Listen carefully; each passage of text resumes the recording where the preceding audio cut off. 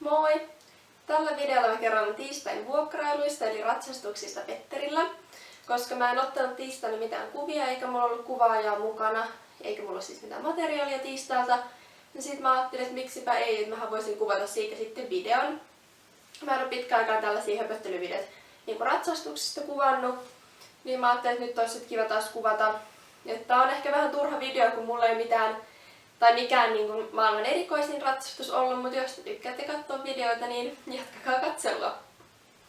Ja tosiaan, mä tulin tiistaina ihan normaalisti tallille ja heti ensimmäisenä kävin hakemassa Petterin laitumelta. Mä sit harjasin ja laitoin sen kuntoon tallin pihassa ja nousin siinä myös ponin satulaan ja ratsastin sit kentälle. Kentällä mä kävelin tietysti ensin alkukäynnit, minkä jälkeen mä jatkoin verkkailua ensin käynnissä. Mä tein siis muutamia ympyröitä ja muutamia pysähdyksiä, ja kun Petteri oli ihan mukavan tuntunen ja kivasti kuulolla, niin siitä mä siirryin raviin ja verkkasin sitten kevyessä ravissa. Ja kentällä oli 2 muutakin ratsukkoa, niin sit mä en viittynyt mitään hirveä erikoisverkkaa tehdä. Mä tein vaan muutamia loivia, kiemurauria, isoja ympyröitä ja sit lopuksi myös muutamia siirtymisiä niin kuin käynnistä raviin ja ravista käyntiin. Ja verkassa Petteri oli ehkä vähän hidas. Mutta musta tuntuu, että se johtui siitä, että mulla oli koko ajan ihan sikapitkät ohjat. Ja vaikka mä niinku huomasin sen ja nytkin osaan sanoa, että mulla oli liian pitkät ohjat, niin mä jotenkin niinku vaan tajunnut tehdä sillä mitään. Ja sitten se koko verkka meni siinä, kun mulla oli pitkät ohjat, niin sitten se ponikin jäi vähän semmoiseksi tahmeeksi, eikä ollut niinku ihan täysin kuulolla ja menossa mukana aktiivisesti. Siinä verkon loppupuolella ne siirtymiset onnistui tosi kivasti ja Petteri tosi kuuliaisesti siirtyi käyntiin ja raviin, mutta sitten just ne alkuverkan ympyrät ja loivat kiemuraurat, ne olisi voinut mennä paremmin ja Petteri olisi voinut taipua paremmin, mutta tällä kertaa näin. Mä oon aika huono ratsastamaan niinku tommosessa hälinässä tai jos on paljon häiriötekijöitä, niin kuin nytkin huimat 2 ratsukkoa mun lisäksi, niin heti meni keskittyminen niinku tosi paljon huonoaksi, mitä olisi silloin, kun on yksin kentällä. Ja sitten mä verkkasin ravissa aika kauan. Ja sitten mä raviverkan jälkeen verkkasin vielä laukassa. Menin ihan uraa pitkin ja isoilla ympyröillä laukassa. Ja sitten laukas Petteri olikin jo ihan tosi kiva. Et jos se oli ollut ravissa vähän tahmei, mä olin itse ravissa ratsastanut tosi pitkin ohin ja tosi silleen huolimattomasti. Niin sit laukas meno oli ihan toisen näköistä, että Petteri oli ihan super rento, mutta kuitenkin tosi reipas ja aktiivisesti menossa. Mä itekin muistin pitää ne ohjat lyhyinä, eikä Petteri valahtanut ihan liian matalaksi ja liian etupainoiseksi. Ja laukkaa mä verkkasinkin aika nopeasti, kun Petteri oli siinä heti niin kiva, niin ei sit tarvinnut sitä ottaa silleen liikaa heti alkuun. Ja sit laukkaamisen jälkeen mä kävelinkin aika pitkät välikäynnit, kun ne 2 heppaa käveli myös siellä kentällä, jotka oli mukaan samaan aikaan siellä. Ja sit välikäyntien jälkeen ne 2 muuta hevosta alkoi tekemään semmoista laukkaharjoitusta, että ne tuli niin kuin loivan kiemurauran laukassa ja sitten siellä kentän keskellä siinä kaaren välissä ne vaihtoi laukan ja teki sitten myötälaukassa voltin ja sitten vaihtoi takas laukan ja laukasi taas vasta laukassa uralle. Ja toi oli meille Petterin kanssa vähän liian haastava tehtävä, joten me ensin yritin soveltaa sitä silleen, että mä siellä niin kuin loivan kiemurauran puolessa välissä siinä kentän keskellä siirtyisin raviin ja tekisin sitten ravissa voltin niin kuin sinne kaaren sisälle.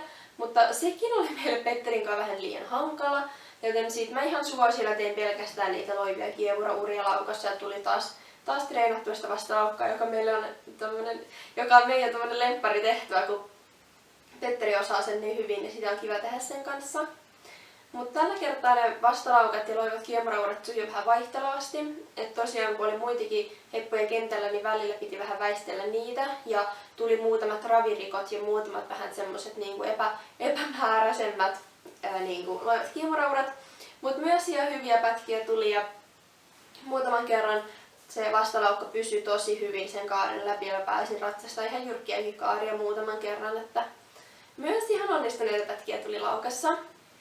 Ja sit laukkaamisen jälkeen mä tein vähän kaikkea sekalaista, että mä en oikein keksinyt raviin mitään niinku tehtävää, niin sit mä vaan pyörin ympyröillä ja volteilla ja tuuppailin niinku harjoitusravia ihan silleen niinku ihan ilman mitään tehtävää, vaan pyörin kaikki ympyröillä. Sitten mä menin myös käyntiä ja tein muutamia peruutuksia. Ja muutenkin meni vähän silleen kevyemmin niin kuin se laukan jälkeen.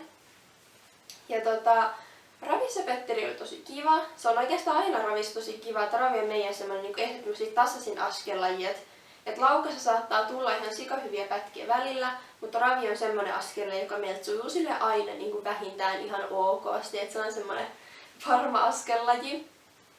Ja käynnissäkin Petteri oli ihan kiva, mutta peruutukset ei tälläkään kertaa sujunut kauhean hyvin. Tällä kertaa ongelmana peruutuksissa oli se, että ne oli jotenkin tosi niin kuin hitaita. Et Petteri oli tosi kiva, että se ei tällä kertaa hirveästi niin kuin vastustellut niistä peruutuksista tai niin protestoinut mun apuja vastaan heittämällä päät tai tekemään mitään semmoista, mutta se peruutti ihan superhitaasti, ihan sille yksi askel kerrallaan semmoista etanavauhtia. Mä en sit oikein niin kuin saanut sitä aktiivisemmaksi niihin peruutuksiin, että ne peruutukset oli semmosia superhitaita ja kangertelevia, että ei kauhean hyvin onnistunut peruutukset tälläkään kertaa. Ne on vähän hankalia meille, mutta nyt voisi ehkä ottaa tavoitteeksi, että niitä tekisi niin joka kerta edes sen muutaman peruutuksen, että jos ne sit lähtis vähän paranee, kun treenaisi säännöllisesti.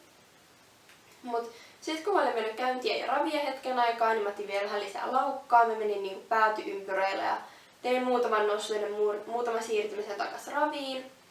Ja siinäkin vaiheessa Petteri oli tosi kiva, että se oli tällä kertaa laukassa oikeastaan koko ajan aika kiva, niin noin viimeisetkin laukkapätkät meni tosi kivasti ja se oli myös ravissa kiva ja paukat nousi helposti ja helposti päästiin takas raviin, että se sujui oikein hyvin ympyröillä. Ja sitten mä sen jälkeen muistaakseni kävelin vielä hetken, vähän niin kuin lepäilin ennen loppuraveja, koska sitten mä ravasin aika pitkät loppuravit. Koska sitten siinä kun mä ravasin loppuraveja, niin ne 2 muuta heppaa lähti pois sieltä kentältä, niin Petteri oli ehkä vähän silleen hätääntynyt eikä ihan niin rento, kun se oli ihan, minne kaverit lähti. Niin sit se oli vähän jännittyneempi, niin mä jouduin sit vähän pidempään ravailemaan ympyröillä ja taivuttelemaan sitä, että olisin saanut sitä ravaamaan vähän paremmin eteen alas, mutta ihan hyviäkin pätkiä sit tuli loppuraveissa ja sit mä olinkin jo valmis siirtymään käyntiin ja kävelemään loppukäynnit ja palaamaan sit niiden jälkeen takas tallille. Mut joo, siinä oli nopea kuvaus mun tiistain ratsastuksista. Kertokaa mitä tykkäsitte tämmöisestä höpöttelyvideosta, jos mä kerroin niinku ratsastuksesta, että